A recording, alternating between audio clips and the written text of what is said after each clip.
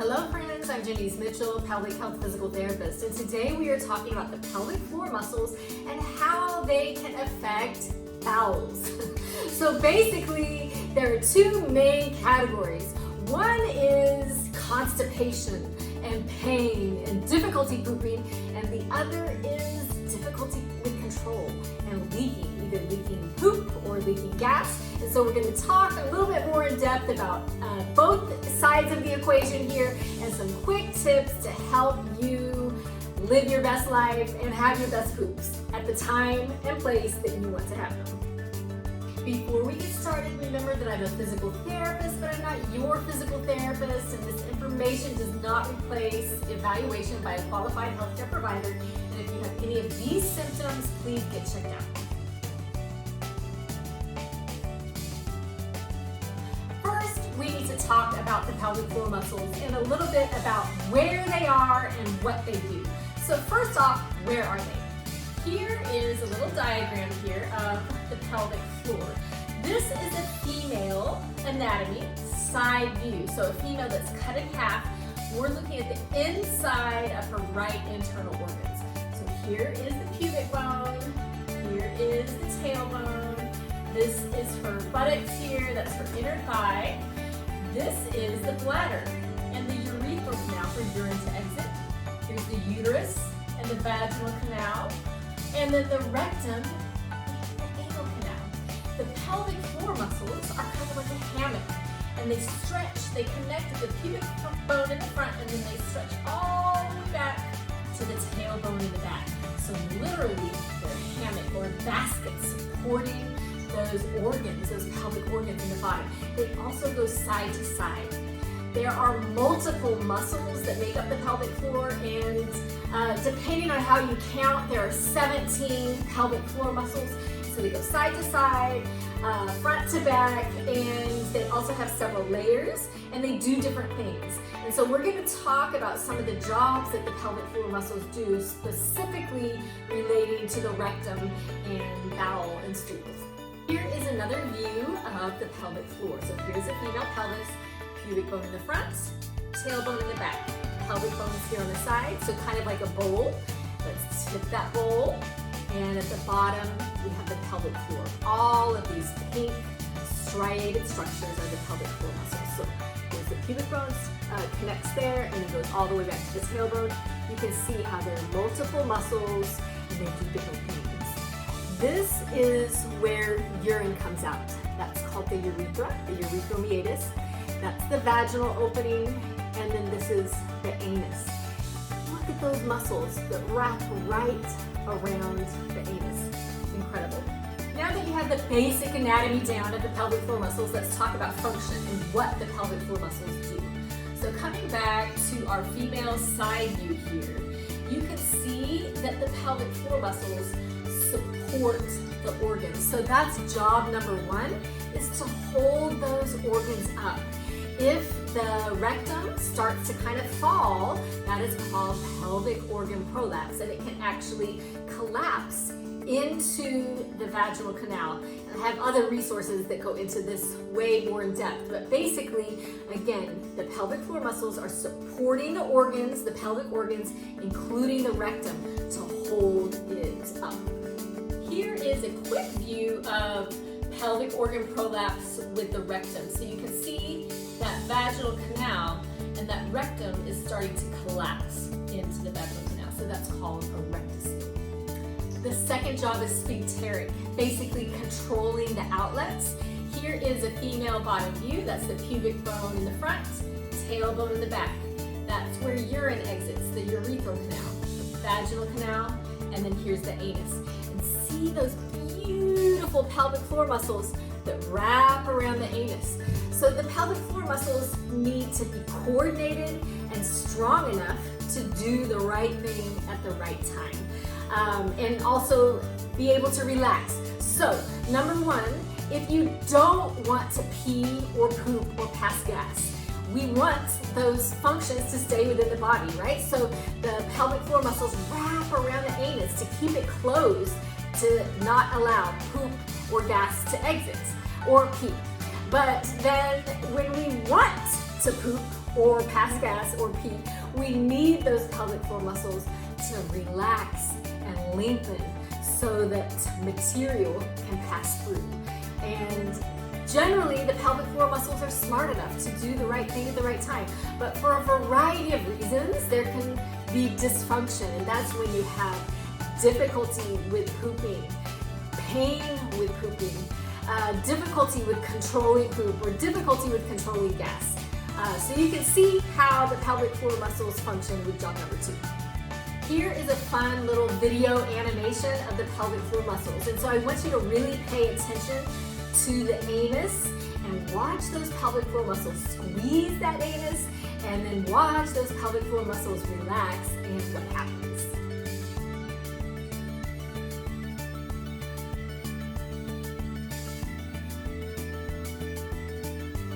The third function is sexual. So similar concept, the pelvic floor muscles need to do the right thing at the right time. Number 1, we want the pelvic floor muscles to be able to lengthen and relax so that penetration is not painful. But on the flip side, we also want the pelvic floor muscles to be strong enough to provide tone and sensation. And the pelvic floor muscles actually are designed to automatically, rhythmically contract during orgasm. So that's amazing. But again, if they're not doing the right thing at the right time, sex can be painful. Or sex, you may feel a lot of laxity and you may have difficulty achieving orgasms, or orgasms can be painful. So there's a lot of different dysfunctions that can occur with sex. But basically that's a summary of what the pelvic floor muscles do during sex. The fourth function is stability. So the pelvic floor muscles are actually part of your core, and they work with your other core muscles, which are your deep abdominal muscles, your deep low back muscles, and your diaphragm, which is your primary breathing muscle. They work with these 4 muscles, or these 4 muscle groups work together to help control pressure within your abdomen and to also help to control movement. So if the pelvic floor muscles aren't doing the right thing at the right time, movements may be painful, or there may be difficulty with controlling movement. So now you have an overview of where the pelvic floor muscles are and what the pelvic floor muscles do, and some common dysfunctions that can occur with the pelvic floor muscles.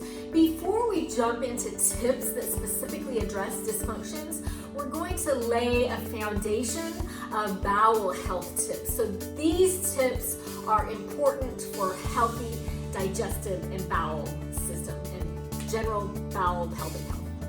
This foundation section will be broken into 4 parts. When you should have a bowel movement, how you should have a bowel movement, what the bowel movement should be like, and then other general tips for bowel health. When should you have a bowel movement? Stay regular. So bowel movements vary from person to person. What is generally considered to be normal is between 3 times a week to 3 times a day, and less than 3 times a week may indicate constipation. Listen to your rectum. So your rectum sends little signals that tells you when it's time to have a bowel movement. Repeatedly ignoring these signals can make the signals weaker, and eventually the signals may even disappear.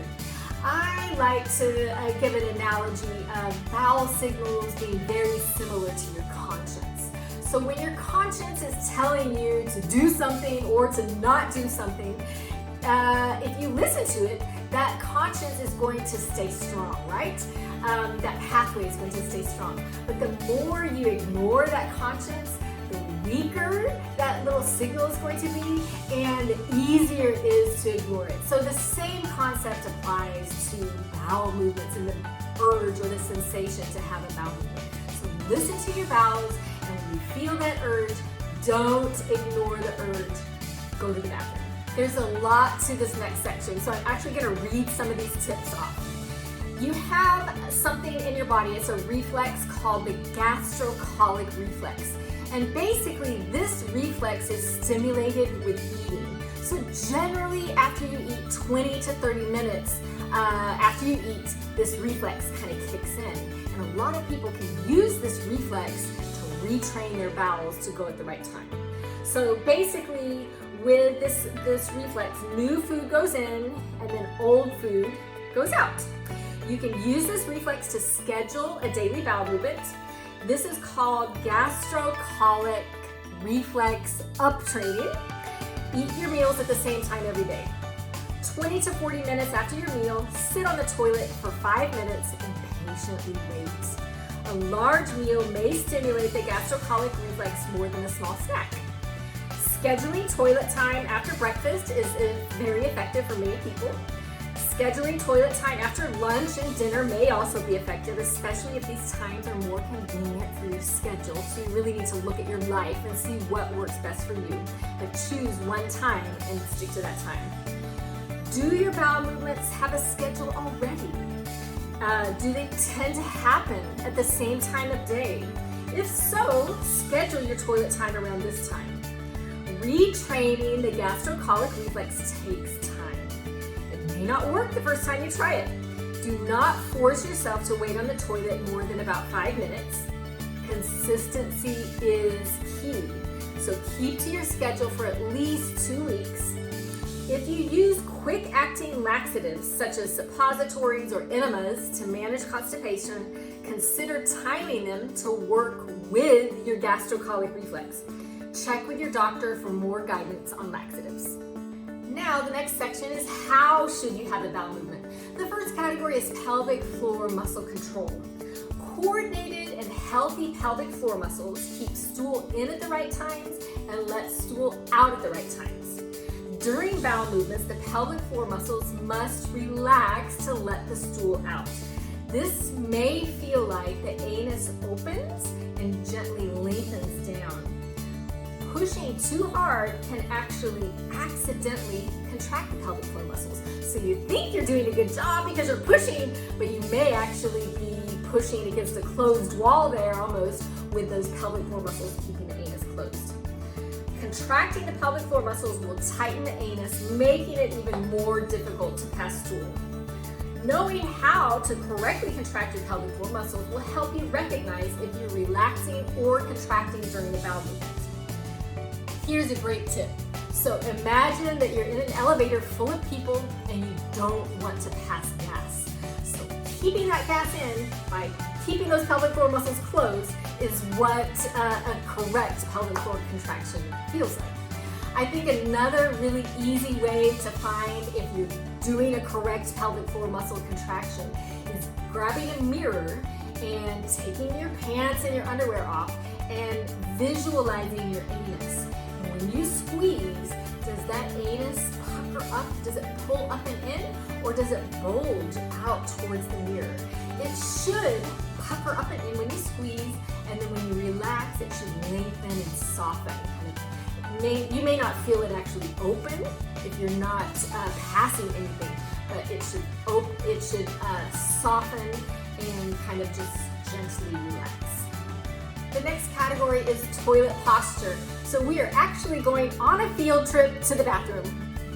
Squatting while you're pooping has been shown to straighten out the bend in the rectum, and it helps to let the stool slide out easier.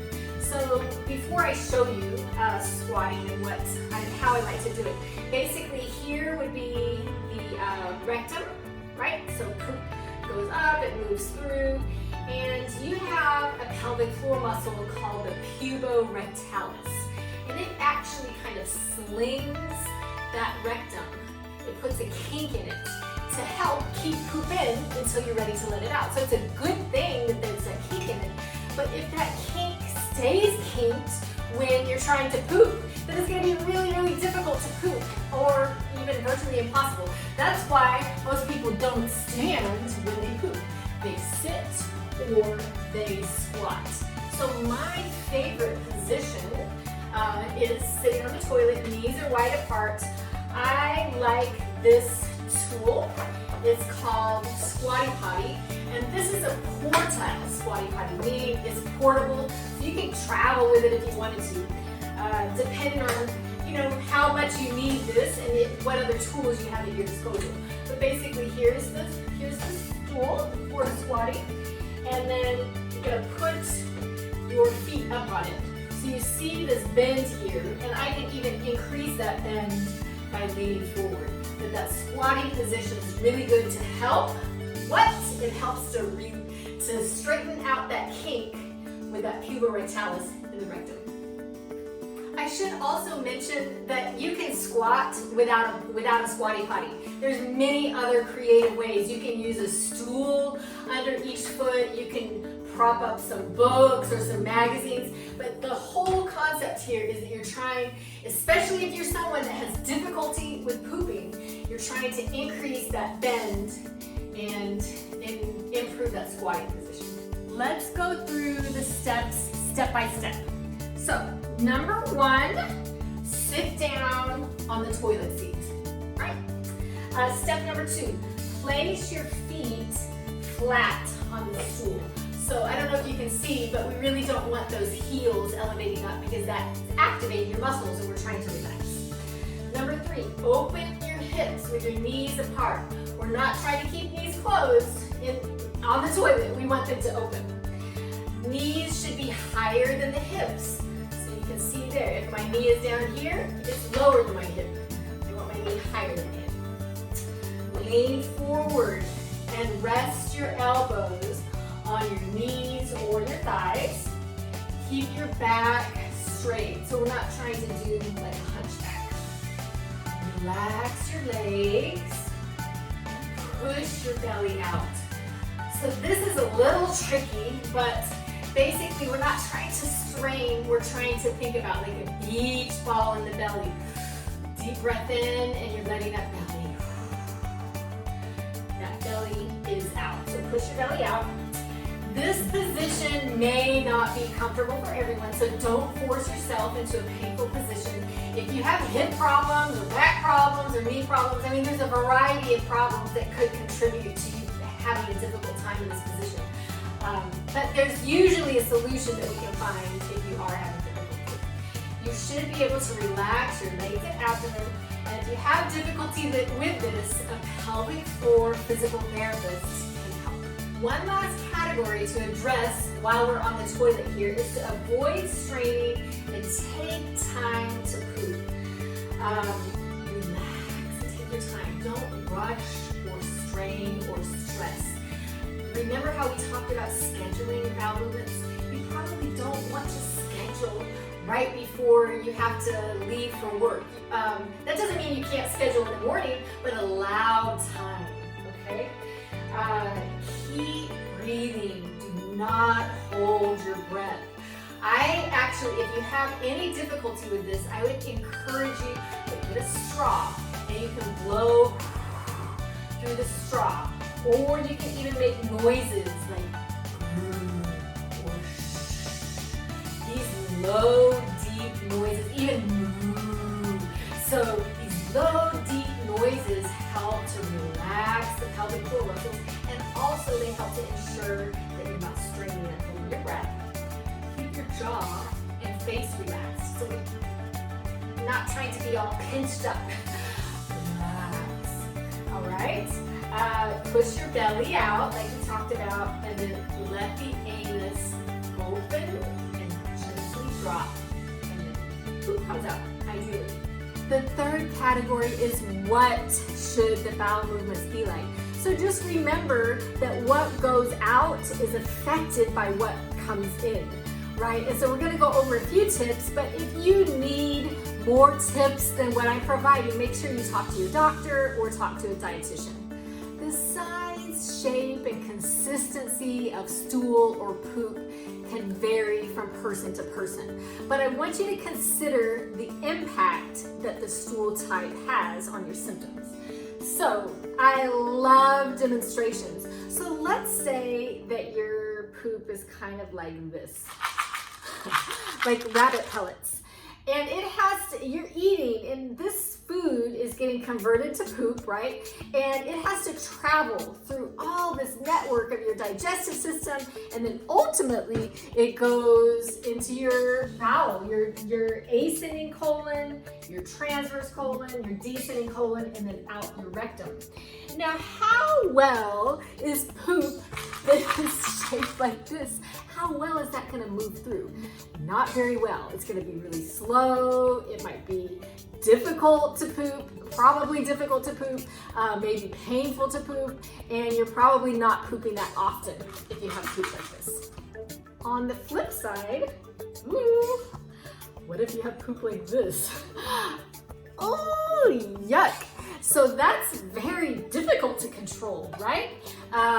It might just be zooming through your digestive system and right out your rectum, which is not what we want. We want to have control and we don't want leakage. So that type of stool is going to be more likely associated with fecal incontinence, which is also fecal leakage or poop leakage, bowel leakage, whatever you want to call it. The ideal consistency should be formed but soft and squishy so that it slides right out. My favorite analogy is like a squishy ripe banana that just kind of squeezes right out. If it's too hard, it's going to be difficult to come out. If it's too loose, it's going to be difficult to stay in. So we want that. I'm going to just do it again. We want that nice squishy poop that slides right on out. There's something called the Bristol stool chart that has different categories of types of poop. And so I would encourage you to check out that chart and track your poop. So, you know, you can keep track of how often you're pooping, what type of poop it is, if you're having poop leakage, if you're having pain. You can track all kinds of things, but having a really good idea of what you're doing is going to help you in the future. And if you see a provider, then you have all of this history that you can share. Fiber basics. Eating enough fiber can help relieve constipation, manage cholesterol, regulate blood sugar, help with weight control, and possibly reduce the risk of intestinal cancers. Good sources of fiber include whole grain products, fruits and vegetables, beans, peas, legumes, nuts, and seeds. How much fiber should you get? So the Mayo Clinic and also the Cleveland Clinic recommend this. So most people should aim for 14 grams of fiber for every 1,000 calories in their daily diet. The average recommended fiber for most adults is 25 to 30 grams per day. It is based on gender and age. Fruits and vegetables. So try to get enough fiber with your diet so you don't have to supplement. Eating the daily recommended servings of fruits and vegetables is a great place to start. Focus on whole fruits and eat a variety of vegetables, including dark green vegetables, red and orange vegetables, legumes, and starchy vegetables. Now, just a few words of caution here. As you're adding fiber into your diet, you may notice some other symptoms like bloating and abdominal discomfort. Fiber may also affect the absorption of certain medications and nutrients, so ask your doctor about any medications or supplements when changing your diet. And then again, consult with a dietitian or nutritionist if you have more questions or need expert guidance here. Here are some hydration or water tips. So basically, your body needs fluid and water to help the systems running the way that they should.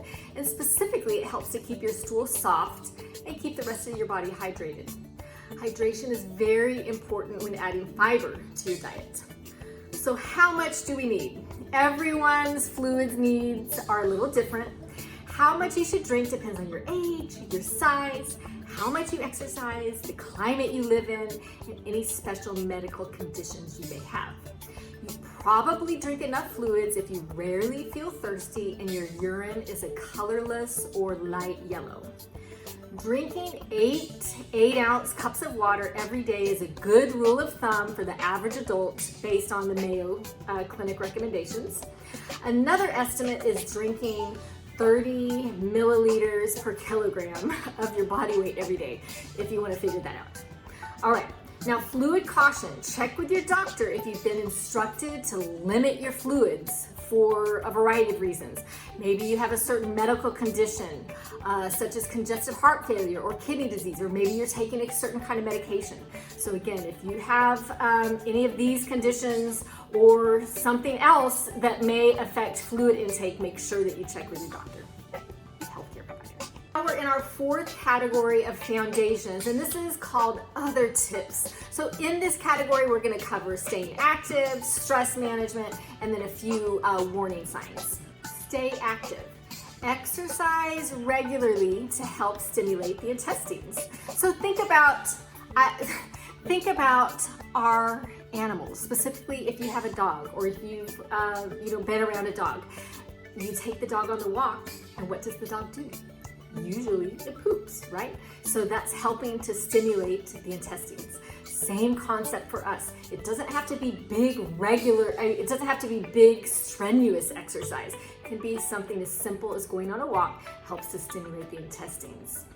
Lack of physical exercise increases the risk of constipation. General exercise guidelines for healthy persons. This is from the CDC website. Adults should aim for at least, you want to have two categories, aerobic exercise and strength exercise. So aerobic exercise, 150 minutes of moderate intensity exercise per week or 75 minutes of vigorous exercise a week, preferably spread throughout the week, at least 10 minutes at a time. And then strength, moderate to high intensity strength training of all major muscle groups 2 times a week. Stress management. So your bowels can be very sensitive to stress. Relaxation promotes digestion via the parasympathetic nervous system, also known as the rest and digest response. Stress inhibits digestion via the sympathetic nervous system, also known as the fight or flight response. Exposure to stress can change gut motility, decrease blood flow to the gut, increase inflammation, and alter gut microbiota. Chronic stress can even contribute to some gastrointestinal diseases such as GERD, which is gastroesophageal reflux disease, peptic ulcers, functional dyspepsia, inflammatory bowel disease, and irritable bowel syndrome. So recognizing stress triggers and developing stress management strategies may be an important part of managing your bowel health. So maintaining a healthy diet, exercise regularly, getting enough sleep, these can all help with stress management, and they're good for your whole body, not just your bowels. Seek support from friends and family, and talk to a mental health care provider for more guidance on managing stress and anxiety. A few little general tips that we're going to finish up this bowel health foundations section. If you're on medications, talk with your healthcare provider. If you're taking laxatives, talk with your healthcare provider. Check with your healthcare provider if you notice blood in your stools. Let your doctor know or your healthcare provider know if you're experiencing weight loss, weight gain, fever, or chills. If you used to have larger bowel movements and now your stool is very small and narrow and difficult to pass. If you usually have solid bowel movements and now you frequently have diarrhea. So changes are really important to communicate because that may indicate the presence of something more nefarious that needs to get checked out. Now that we've gone over the foundations for bowel health, we're going to go over the tips for the 2 categories: constipation and difficulty with bowel movements, and then difficulty with control or fecal or gas leakage. And we'll give 7 tips for each of these categories. Constipation, tip number 1 is timing. So remember from our foundation section, you want to choose a time of the day that works for you and then consistently go to the toilet at that time every day. Your bowels like regularity, and you'll get into a habit of going regularly at that time every day if you schedule it and you stay consistent. Consistency. So the stool consistency is very important for bowel health and having regular bowel movements. We do not want stool that is like rabbit pellets or really hard logs. We want stool that's like that soft, squishy banana that just kind of slides right out. Position. So remember, we want to be in that squatting position with the knees wide and the knees above the hips, leaning forward. pelvic floor muscle control. We want those pelvic floor muscles, instead of staying really tight and closed, we want those pelvic floor muscles to relax, to allow that anus to open. Right there, we want that anus to open and soften and lengthen so the stool can come out. If those muscles surrounding the anus are staying tight and closed, it's like trying to push against a brick wall. Breathing is very important to have a good airflow when we're trying to have a bowel movement. So we want to avoid that typical straining. We want to breathe. And remember, one of my favorite tips is for the airflow is saying like moo or grr or shh. Something that a low noise that helps those pelvic floor muscles to drop and that diaphragm is engaged and you have that good airflow and you're not straining. The sixth tip is abdominal massage. So we're actually going on another field trip to the bathroom for this one. All right, here we are in the bathroom. Abdominal massage is basically where you are massaging your colon, or you're massaging the soft tissue on top of that colon to help try to stimulate things to move. And it's been shown to be effective. So a lot of people can find benefit from this. I think the position is very important. So I love the bathtub because you can just lean back, your belly's relaxed, your legs are relaxed on each side. If you have that warm water happening, it's just a very relaxing environment. If your muscles are tense, it's going to be a lot harder to massage and to get any benefit, similar to any other kind of massage. So here is our colon. On your right side, you have the ascending colon. And so it's very important to go in the right direction. You're going up, across, and down. So ascending colon, transverse colon, descending colon. A word of caution here, like if you have any open abdominal wounds or any skin irritation, the skin needs to be intact and healthy for this to happen. All right. So basically, this is the direction that stool moves, and that's the direction that we're going to do the massage in. Different people have different philosophies and different techniques, and that's fine. This is the way that I like to do it and how I learned doing it, and has been very effective for me and my patients over the years. So you're visualizing your hand kind of doing a scooping motion. So you kind of find your hip bones there and come just inside. And I'm going to move this so I don't actually rupture the water balloon on top of me. And I'm going to slide up just a little bit so you can see. So basically, I'm going to start here. And I'm thinking of like scooping, kind of like a C. So scoop, scoop. Visual. Did you hear my stomach? It's already working. So scooping, scooping, scooping. And then here I'm at my rib cage. So I'm not going to massage my rib cage. So just under the rib cage, I'm scooping, scooping, scooping. It's a little awkward to scoop that transverse colon. And then I kind of use my thumb more on the descending colon, but you can see what works best for you. You can even, if you kind of wanted to use a little bit of your fist there, if that felt comfortable for you and effective. But basically you're just scooping, scooping, scooping down that descending colon. The goal with abdominal massage is to have a poop. So you want to be at a time and a place where if you do that abdominal massage and you feel some little signals happening, that you can go sit on the toilet. And my last tip is see a pelvic physical therapist. So this is what we specialize in.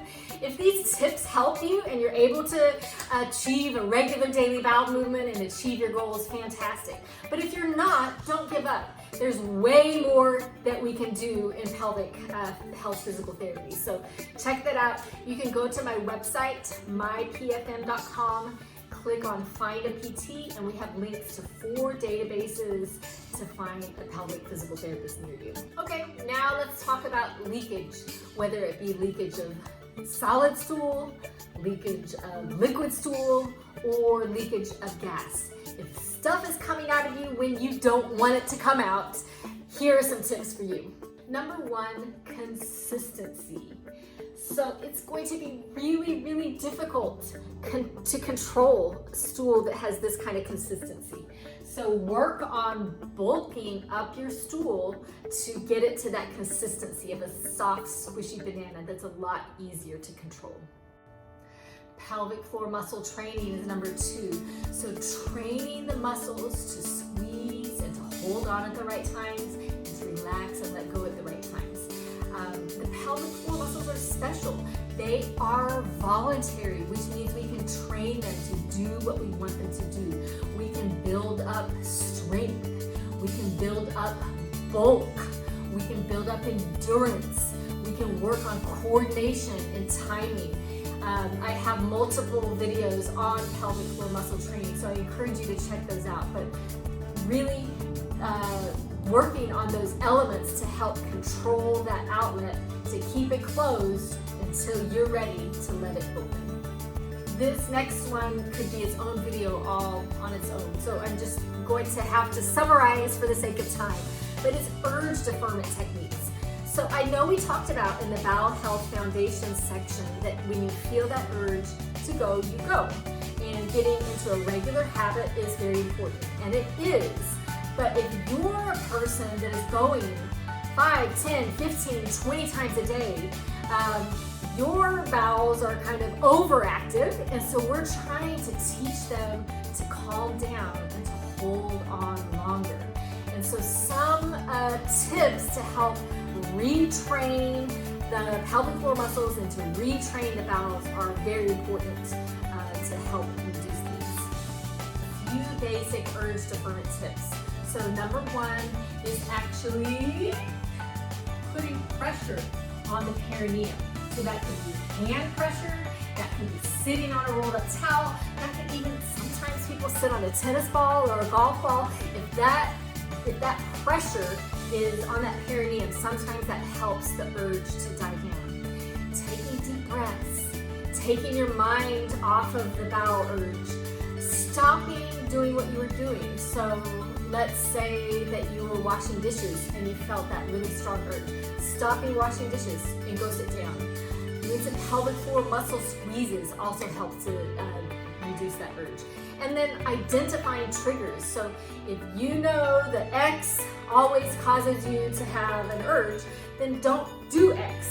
Or if you do X, just remember that you may have an urge and be prepared to manage it. Training to hold on is the next tip. So using these urge deferment tips to help train the bowels to hold on longer. So let's say you have the urge and do some of your tips. When is it okay to go to the bathroom? Sometimes, I've had patients that we work on, let's just try to hold it for 30 seconds, right? That's a goal. You have that urge, let's do these things, try to make it 30 seconds until you go to the bathroom. And then you gradually build up time, confidence, and endurance and strength and power to the pelvic floor. If you're having leakage, it's still important to have a bowel schedule.